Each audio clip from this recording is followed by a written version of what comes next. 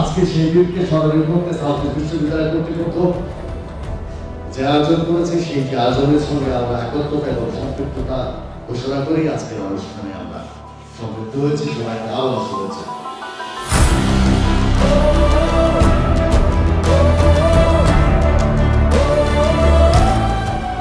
বক্তব্যটি হচ্ছে উপরে যে আমরা এমনভাবে ভেঙে পড়ছি যে বক্তব্য তোমরা কিন্তু প্রজন্মের পর প্রজন্ম বলছি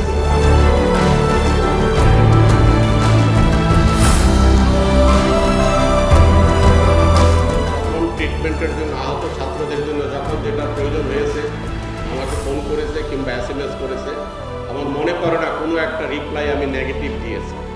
আমার ব্যক্তিগত অভিমত হলো অনেক ক্ষেত্রে প্রাইভেট ইউনিভার্সিটির স্টুডেন্টদের যে স্যাক্রিফাইস ছিল সেই ব্যাপারটা প্রপারলি অ্যাড্রেস করতে আমরা ব্যর্থ হয়েছি।